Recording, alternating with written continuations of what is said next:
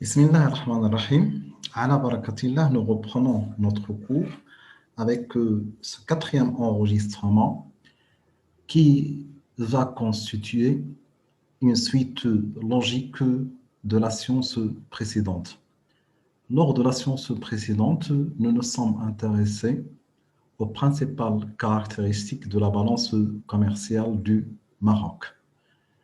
Aujourd'hui, nous terminerons la discussion sur cette question principale évoquée lors de la science précédente. Alors, rapidement, quels étaient les principaux enseignements tirés de la science précédente? Certes, le premier graphique ou le premier tableau que nous avons discuté ensemble était relatif à la balance commerciale du Maroc. Évidemment, nous avons dit que la balance commerciale retrace les exportations et les importations d'un pays déterminé. Il peut être soit excédentaire, soit équilibré, soit déficitaire. Et pour avoir une idée sur la compétitivité d'un pays sur la scène internationale, il convient de calculer le solde de la balance commerciale. Et ce solde de la balance commerciale se calcule de la manière suivante, c'est les exportations enregistrées FAB moins les importations enregistrées CAF. Et nous avons dit que pour le cas du Maroc, la balance commerciale, il est largement et structurellement déficitaire. Par exemple, en 2019, le solde de la balance commerciale s'élève à moins de 109 milliards de dirhams, ce qui signifie une balance commerciale déficitaire de l'ordre de 209 milliards de dirhams. Une autre façon d'apprécier ce déficit, c'est de le rapporter au produit intérieur brut. Et nous avons dit que le déficit de la balance commerciale du Maroc en 2019 est de l'ordre de 18%. Ensuite, nous avons dit que ce déficit ne présente pas un caractère conjoncturel, au contraire, il est structurel. Et partant de là, la première caractéristique de la balance commerciale du Maroc était que cette balance est structurellement et largement déficitaire. Donc, deux adverbes importants. Il est largement et il est structurellement déficitaire. Autrement, on constate que le déficit il est très important, mais en même temps, on constate que ce déficit ne cesse de s'aggraver dans le temps. Et nous avons évoqué deux principales raisons. La première était la faible progression des exportations. Et la deuxième raison n'est rien d'autre que la forte progression des importations. Autrement, nous avons une faible compétitivité du produit marocain sur les marchés internationaux, ce qui nous donne un faible taux de progression des exportations. Et en deuxième lieu, nous avons dit que le produit marocain n'est même pas compétitif sur le marché national, ce qui nous donne une forte progression des importations. Donc là, c'était bien sûr la première caractéristique de nos échanges extérieurs. Ensuite, nous nous sommes intéressés au taux de couverture. Et le taux de couverture, nous avons dit, c'est le rapport entre les exportations FAB ou FOB et les importations CAF multipliées par 100. Et nous avons trouvé qu'il est de l'ordre de 57,4%. Ce qui signifie que les exportations du Maroc couvrent 57,4% de ces importations. Et cela nous a donné la deuxième principale caractéristique, à savoir un faible taux de couverture des importations du Maroc par ses exportations. Et nous avons dit que ce taux de couverture, évidemment, varie aux alentours de 50%. Autrement, les exportations du Maroc arrivent à peine à couvrir la moitié de ces importations. Ensuite, nous nous sommes intéressés au taux d'ouverture calculé de la manière suivante: la somme des exportations et des importations, ce qu'on appelle le volume des transactions, rapporté au produit intérieur brut, multiplié par 100. Et nous avons trouvé un taux de l'ordre de 67,15%, ce qui indique que les exportations et les importations du Maroc représentent environ 67,15%. Et nous avons dit que ce taux peut être considéré comme un taux modéré, un taux moyen, du fait qu'il dépasse la moyenne des pays en voie de développement, mais il reste de loin faible par rapport à la moyenne réalisée par les économies émergentes et par les économies qui sont largement ouvertes. Ensuite, nous nous sommes intéressés au taux de pénétration des importations qui mesure la part des besoins satisfaits grâce à l'importation. Évidemment, le degré de dépendance du Maroc vis-à-vis de l'étranger pour satisfaire ses besoins. Et il est calculé par les importations divisées par la demande intérieure brute multipliée par 100. Et la demande intérieure elle-même, elle est définie par le produit intérieur brut moins les exportations plus les importations. Et le taux que nous avons trouvé était un taux de 36,1%, ce qui nous a donné une autre caractéristique, c'est la forte dépendance du Maroc vis-à-vis de l'étranger pour satisfaire la demande intérieure et ses besoins. Et nous avons constaté que 36% de nos besoins sont satisfaits grâce, bien sûr, aux importations.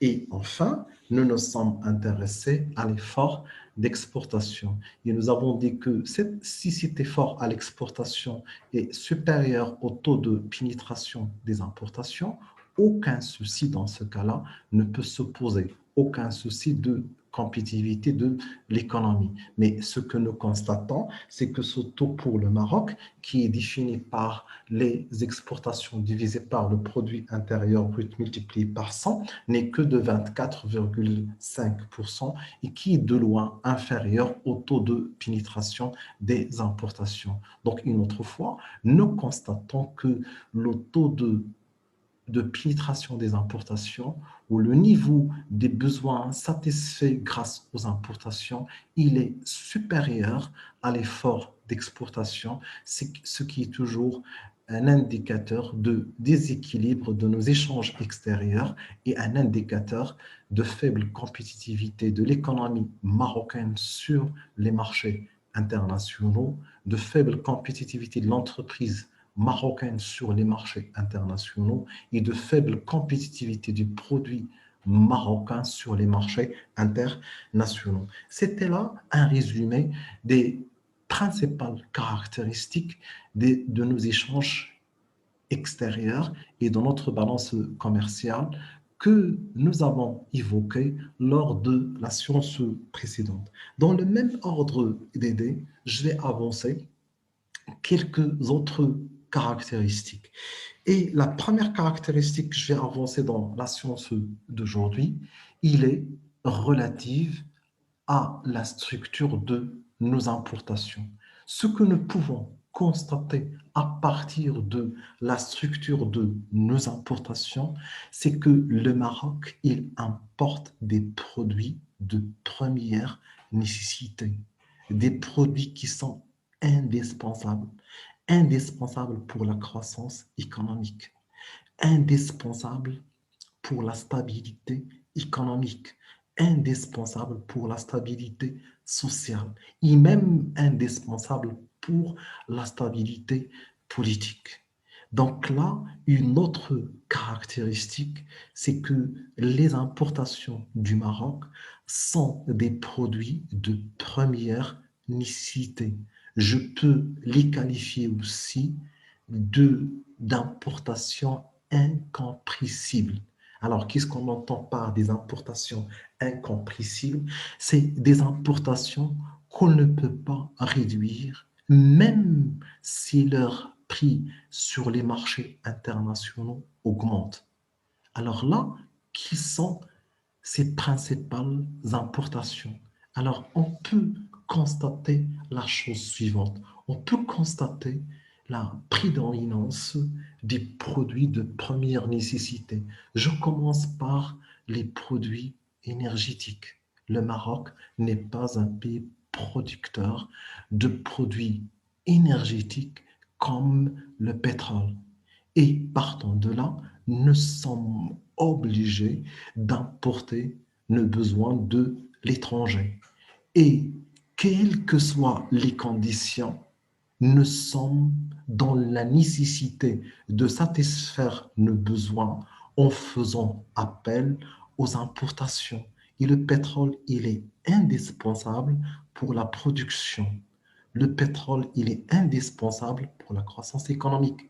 Le pétrole, il est indispensable pour la mobilité des individus, bien sûr pour le transport. Et on ne peut pas s'en passer, même si ces prix augmentent sur les marchés internationaux.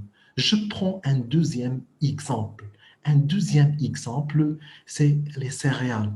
Les céréales constituent un produit de base au Maroc. Et évidemment, sa production dépend des aléas climatiques. Et en cas de sécheresse, la facture des céréales pèse lourdement sur l'économie marocaine. Et de la même façon, on peut dire que les importations des céréales s'imposent pour le Maroc, quelles que soient les conditions. C'est-à-dire, nous sommes amenés à importer, même si les conditions ne le permettent pas, même si les conditions sont difficiles. Nous sommes amenés à mobiliser des devises pour importer. Nous sommes amenés à importer même si les prix sur les marchés internationaux sont très élevés. Pourquoi? Parce que les céréales constituent un produit de base, un produit de consommation de base en Maroc, et il est indispensable de satisfaire ce besoin pour préserver la stabilité sociale, mais aussi la stabilité politique. Un troisième exemple de biens que nous importons, c'est les biens d'équipement, ou ce qu'on appelle les produits finis. Alors là, ces biens d'équipement, notamment les machines que nous importons de l'étranger, ils conditionnent l'investissement au Maroc. Et sans ces biens d'équipement, sans les investissements, nous ne pouvons pas réaliser la croissance économique au Maroc. Et partant de là, vous constatez que l'importation des équipements est aussi une nécessité. En dernier lieu, je peux prendre d'autres exemples, notamment tout ce qui concerne les composantes automobiles, tout ce qui concerne le coton, le soufre. Alors là, si je prends ces exemples de produits, ce sont des produits que nous importons pour qu'on puisse se produire et réexporter par la suite. Je prends par exemple les phosphates, notamment les dérivés des phosphates. Pour qu'on puisse exporter les phosphates, nous sommes amenés à importer le soufre. Je prends le cas du textile. Pour que nous exportons des produits de textile, nous sommes amenés d'exporter des intrants, notamment le coton de l'étranger. L'automobile, pareil. Et là, vous constatez que certains secteurs exportateurs se basent aussi sur l'importation pour l'approvisionnement en intrants ou en matière première. Grosso modo, je dirais une autre caractéristique des échanges extérieurs du Maroc et de la balance commerciale du Maroc, c'est l'incompressibilité des importations. Les importations sont des produits de première nécessité et ils sont incompressible.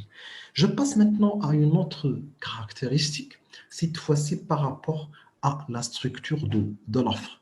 Et je précise que cette caractéristique, il est surtout réservée aux années avant l'année 2010. Autrement, une nette évolution a été enregistrée. J'y reviendrai par la suite. Donc là, avant 2010, ce que nous pouvons constater, c'est que la majorité des produits exportés par le Maroc sont des produits de base et des produits de faible valeur ajoutée, notamment des produits miniers et des produits agricoles. Certes, c'est encore plus vrai si je prends le cas des années 80, des années 90.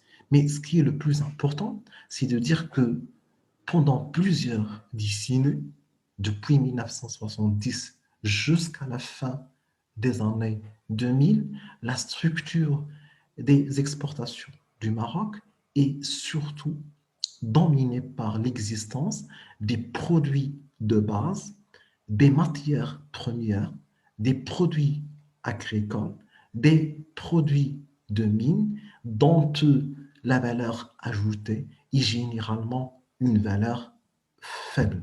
Et cette caractéristique, j'ai dit, c'est une caractéristique qui est valable pendant plusieurs décennies. Alors là, bien sûr, des améliorations nettes doivent être enregistrées par la suite, mais je vais revenir aux réalisations des échanges extérieurs du Maroc. Donc, une autre caractéristique que vous êtes amené à noter, il est relative à la structure des exportations du Maroc.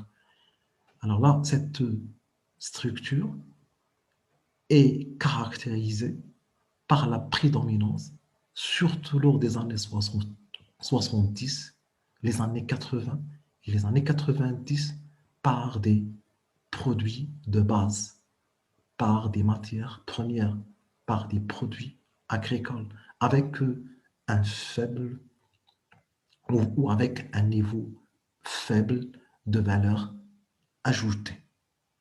Et malheureusement, il fallait attendre plusieurs décennies pour que cette structure change.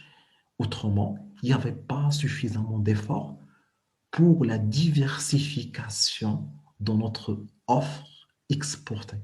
Donc là, je dirais, ou je résumerai cette caractéristique de la manière suivante: la structure de l'offre exportée demeure peu diversifiée, c'est-à-dire nous exportons peu de produits, et deuxièmement, il est dominé par des produits de base à faible valeur ajoutée. Une troisième caractéristique que je développerai à partir de la science d'aujourd'hui, c'est la destination, cette fois-ci, de nos exportations et l'origine de nos importations. Alors, ce qu'on peut constater facilement, et vous pouvez le constater à travers les statistiques, c'est la concentration géographique des échanges extérieurs du Maroc sur l'Europe. Une autre caractéristique, je dirais, c'est la forte concentration des échanges extérieurs du Maroc sur l'Europe et encore plus sur l'Union européenne. Alors, ce qu'on peut constater, c'est qu'à travers ces chiffres, si je prends par exemple 2019, on peut constater que plus de 70% de nos exportations sont orientées vers l'Europe, sont destinées à l'Europe, et plus de 60% de nos importations sont d'origine européenne. Et je vous signale que ces chiffres étaient encore plus élevés lors des décennies précédentes. Alors là, cette concentration géographique des échanges du Maroc sur l'Europe soumis le Maroc à un certain nombre de chocs. Chaque fois que l'Europe est touchée par un choc, automatiquement, le Maroc suit la même tendance. Chaque ralentissement de la croissance économique en Europe se répercute négativement sur l'économie marocaine. Donc cette dépendance fait que le Maroc, il subit pratiquement tous les chocs touchant l'Europe et encore d'une manière plus précise l'Union européenne. Alors là, je donnerai un seul exemple. C'est l'exemple de la crise des subprimes en 2007. Bien sûr, cette crise avait touché au départ les États-Unis et s'est propagée par la suite pour toucher le monde entier, mais elle a surtout touché, à partir de l'année 2008, l'Europe. Et le Maroc ne commence à être véritablement touché qu'à partir de 2009. Ici, on se pose quels sont les canaux de transmission. Comment l'Europe a été touchée, pardon, comment le Maroc a été touché par la crise du subprime. C'est à partir de la concentration des échanges extérieurs du Maroc sur l'Union européenne. Donc le Maroc n'a pas été touché directement, mais il a été touché parce qu'il dépend de l'Europe. Alors, quels étaient les canaux de transmission? Quatre canaux de transmission. Le premier, c'est les exportations. La crise a touché l'Europe, un ralentissement de l'activité économique a été enregistré, ce qui a entraîné une faible demande sur le produit marocain, ce qui a entraîné par la suite une forte baisse de nos exportations. Premier canal de transmission de la crise vers le Maroc. Le deuxième canal, les transferts des Marocains résidant à l'étranger. L'Europe y touchée, les Marocains résidant à l'étranger ont été aussi touchés, ce qui a entraîné une forte baisse des transferts des Marocains résidant à l'étranger. Le troisième canal, la baisse des recettes touristiques. Bien sûr, la majorité des touristes visitant le Maroc sont de nationalité européenne. L'Europe a été touchée par la crise. Le tourisme, bien sûr, a baissé partout dans le monde, notamment en Europe, et automatiquement, nous avons une baisse des touristes européens et des touristes d'une manière générale visitant le Maroc, ce qui a entraîné une forte baisse des recettes touristiques du Maroc. Le quatrième canal de transmission, c'est les investissements directs étrangers. La majorité ou la prédominance des investisseurs européens en Maroc fait que, suite à la crise du subprime, suite à la crise ayant touché l'Europe, l'investissement étranger en Maroc a aussi baissé. Donc, ce que nous pouvons constater, c'est que cette concentration géographique des échanges extérieurs du Maroc fait que le Maroc subit d'une manière continue l'ensemble des chocs, évidemment, touchant l'Europe. Chaque fois que l'Europe enregistre un ralentissement, ça se répercute négativement sur l'économie marocaine. Je récapitule avant de passer à la suite du cours en disant la chose suivante, en disant qu'une autre caractéristique des échanges extérieurs et de la balance commerciale du Maroc, c'est la concentration géographique des échanges extérieurs sur l'Europe. Alors là, avant de continuer, j'aimerais juste profiter de ce tableau pour signaler un autre déséquilibre ou deux autres déséquilibres. C'est le premier déséquilibre, c'est par rapport aux accords de libre-échange qui ont été signés par le Maroc. Et je vous signale que le Maroc, il est déficitaire par rapport à l'ensemble des pays avec lesquels il a signé un accord de libre-échange, que ce soit avec l'Europe, ou que ce soit avec les États-Unis, ou que ce soit avec la Turquie, ou que ce soit avec les pays arabes. Alors là, nous constatons que le Maroc n'a pas tiré profit de ces accords de libre-échange. Première remarque. Une autre remarque, malheureusement, il est très importante, c'est l'évolution des échanges extérieurs du Maroc vers la Chine.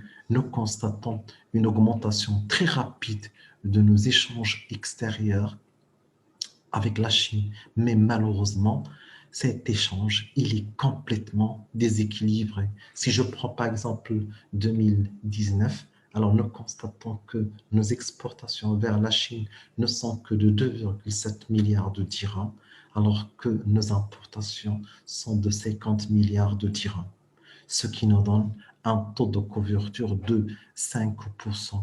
Autrement, les exportations du Maroc vers la Chine couvrent à peine 5% des importations du Maroc de la Chine. Donc là, un élément assez important à tenir en considération pour une véritable analyse et de la compétitivité de l'économie marocaine et du solde de la balance commerciale. Donc, on constate que la Chine aujourd'hui, il est devenu un des principaux partenaires commerciaux du Maroc et nous constatons malheureusement que nous perdons cette bataille avec un taux de couverture qui est très faible. Et enfin, toujours à travers ce tableau, je vous signale que depuis plusieurs années, notre premier partenaire commercial, c'est l'Espagne dépassant la France.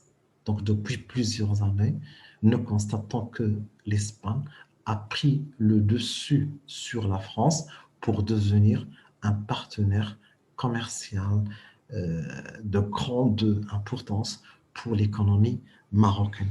Maintenant, j'ai essayé de dégager à travers les statistiques l'ensemble des points critiques de la balance commerciale du Maroc, c'est-à-dire les véritables limites, les véritables défaillances, mais rien ne m'empêche de dire que nous avons aussi un certain nombre de points positifs, des ouvertures, des perspectives assez importantes pour le commerce marocain, pour la balance commerciale du Maroc.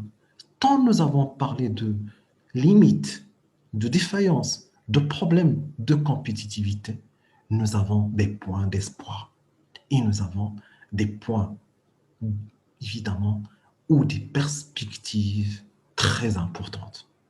Alors, qui sont les perspectives ou qui sont les réalisations? Alors, la première réalisation, c'est par rapport au solde de la balance commerciale lui-même.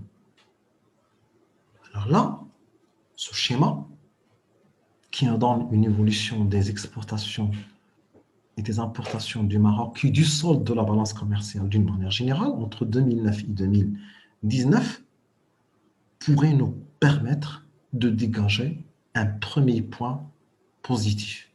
Premièrement, on constate, comme on l'avait déjà dit, que la balance commerciale du Maroc, elle est toujours déficitaire. Pourquoi? Parce que tout le temps, nous avons des importations qui sont supérieures aux exportations. Deuxièmement, nous constatons, comme vous le voyez ici, que le solde de la balance commerciale ne cesse de s'aggraver. Mais un point important ici, c'est le déficit de la balance commerciale rapporté au produit intérieur brut. Alors, qu'est-ce que nous pouvons constater? Malgré que le solde de la balance commerciale ou le déficit de la balance commerciale s'aggrave en termes absolus, on constate une nette amélioration lorsqu'il est rapporté au produit intérieur brut. Premier point positif. Donc là, voilà la tendance.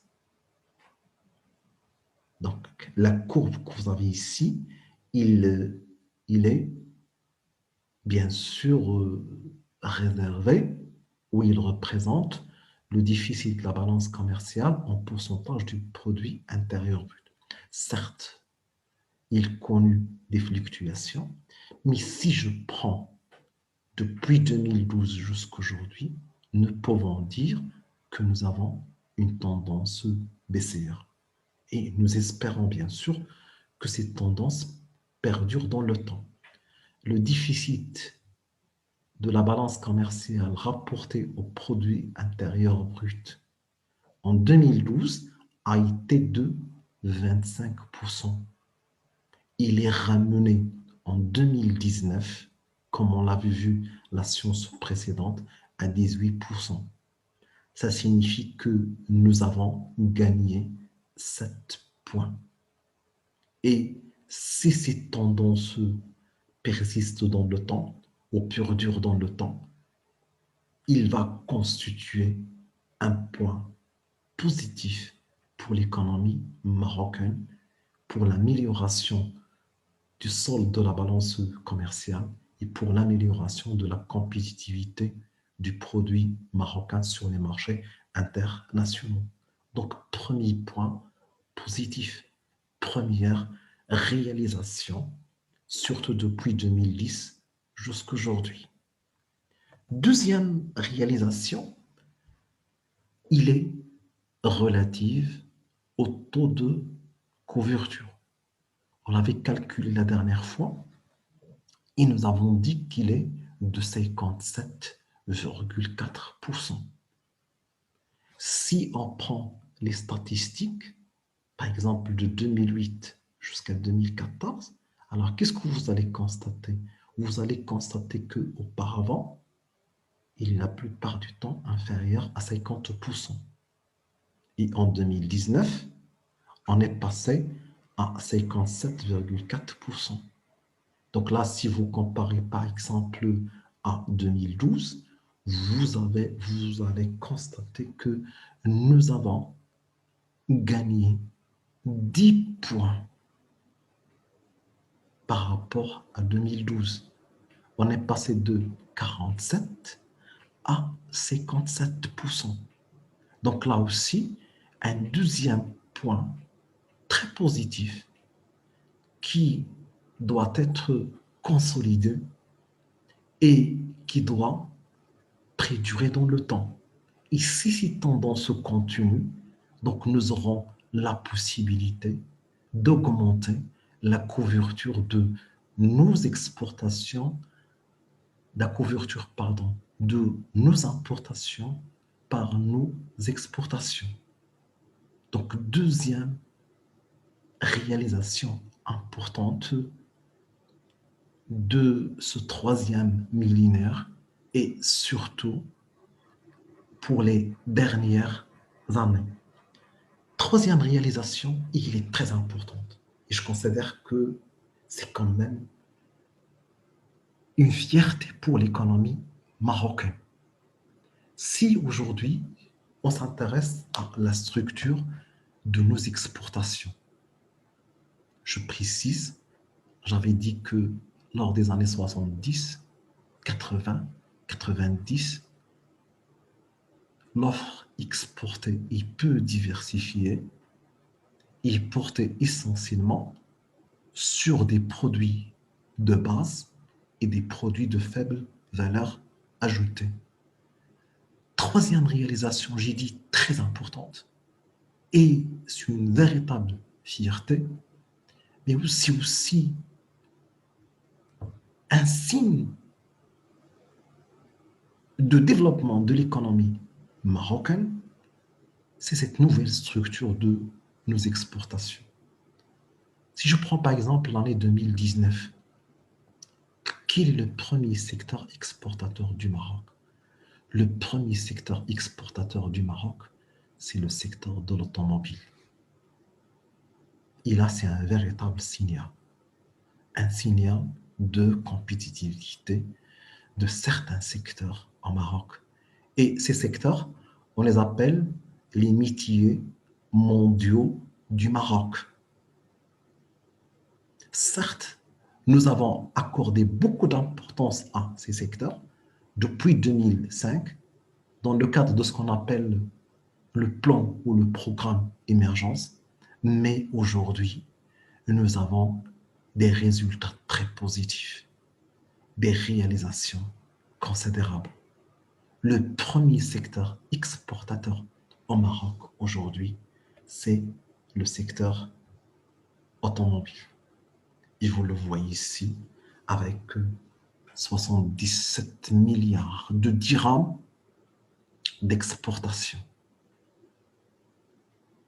Donc là, un premier ou un signe très important de l'évolution de la structure des exportations marocaines, mais aussi de la structure économique en Maroc. Et ce sont des acquis qu'il faut obligatoirement renforcer. Un deuxième indice à partir de cette structure des exportations, c'est en termes de taux de variation réalisés par certains secteurs. Et là, nous voyons un des secteurs les plus performants aujourd'hui, c'est le secteur de l'aéronautique. Et vous voyez ici, il réalise des taux de croissance en termes des taux de croissance ou des taux de variation de ces exportations de deux chiffres, 16,6% 2017 par rapport à 2016, mais surtout 26,7% en 2018 par rapport à 2017. Donc, vous voyez ici l'émergence de certains secteurs très compétitifs sur la scène internationale. Bien sûr, nous avons l'automobile, nous avons l'aéronautique. Je peux ajouter aussi le secteur de l'offshoring et je vais y revenir dans la séance prochaine.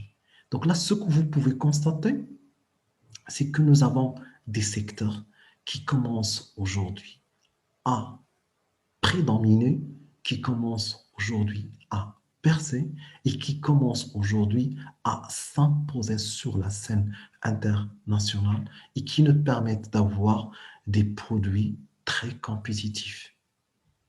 Donc, troisième point important, émergence de certains secteurs à forte valeur ajoutée qui s'imposent sur la scène internationale. Et j'y citais parmi autres le secteur de l'automobile, le secteur de l'aéronautique et enfin le secteur de l'offshoring. Un autre point très important qui doit être relevé à partir de ce tableau, c'est le fait qu'aujourd'hui, nos exportations portent sur des produits transformés. Nous ne nous exportons plus d'une manière massive les matières premières ou les produits bruts. Vous le voyez même aujourd'hui pour les phosphates. Si vous prenez par exemple les phosphates, les dérivés des phosphates, c'est-à-dire les phosphates transformés, constituent la composante principale des exportations de l'OCP. Donc là, le Maroc, il est en train aujourd'hui de valoriser ses exportations sur la scène internationale. Et même si on parle du secteur agricole, on constate l'importance de plus en plus accordée à l'industrie agroalimentaire.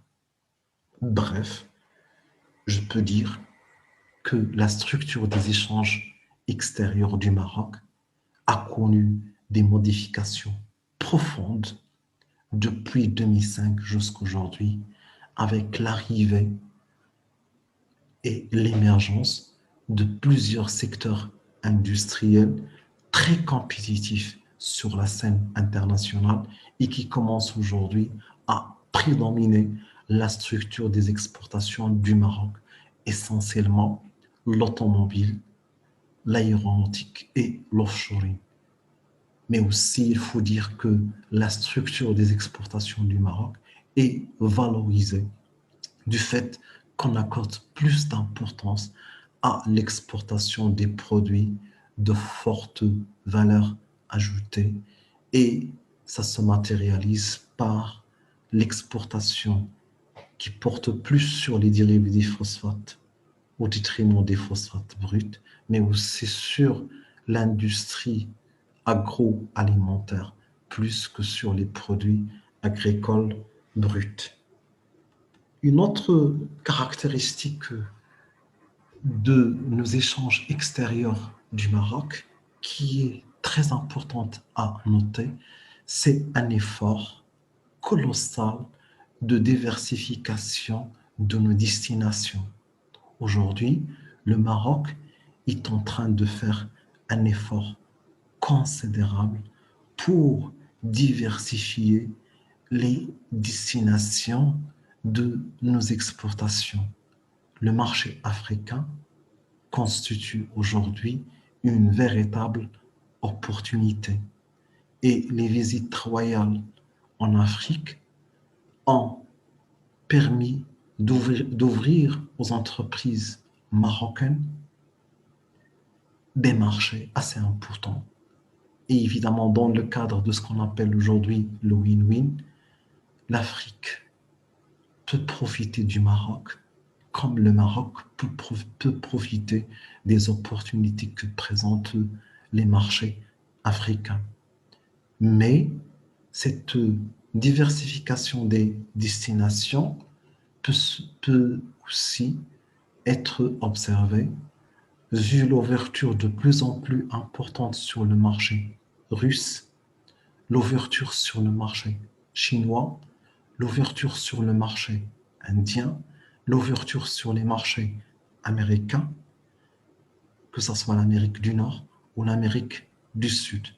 Donc nous pouvons constater qu'un effort très important est déployé aujourd'hui par le Maroc pour la diversification de destinations et pour réduire d'une manière substantielle cette forte dépendance vis-à-vis de l'Europe.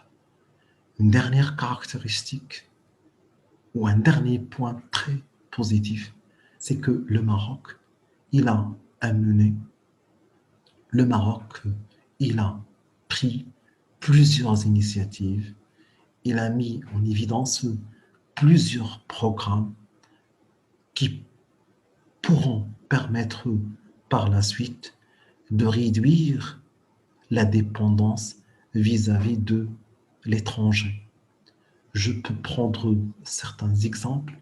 Nous avons aujourd'hui les efforts déployés en termes de production énergétique, que ce soit énergie solaire, énergie éolienne, énergie hydraulique.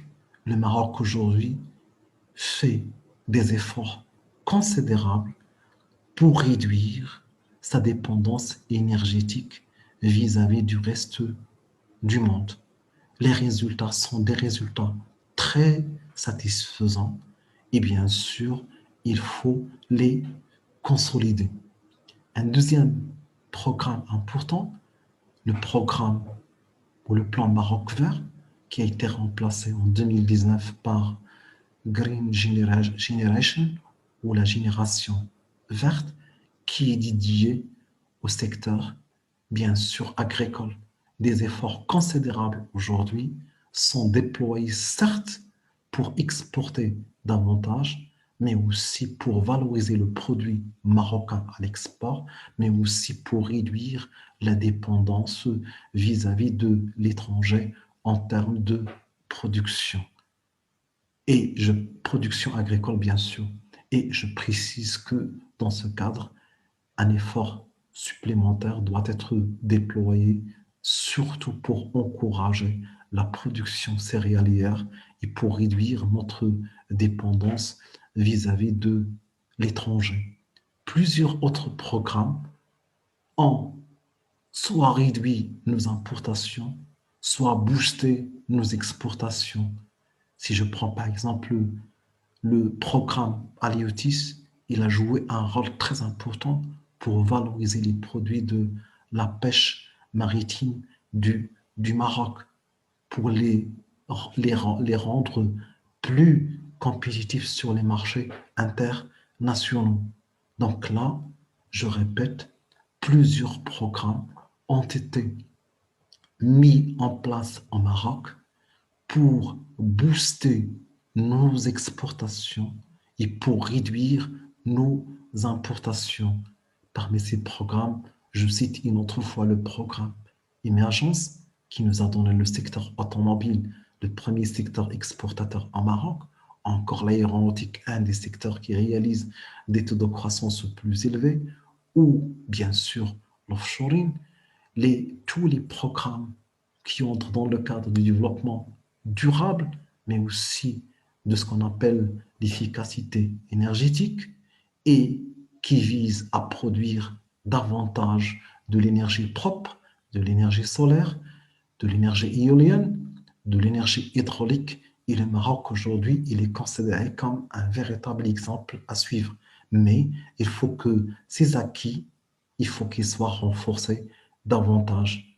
Le programme, bien sûr, Green Generation et avant le programme Plan Maroc Vert, avec des réalisations aussi très importantes et évidemment des possibilités de booster davantage les exportations agricoles, mais aussi de réduire la dépendance alimentaire du Maroc.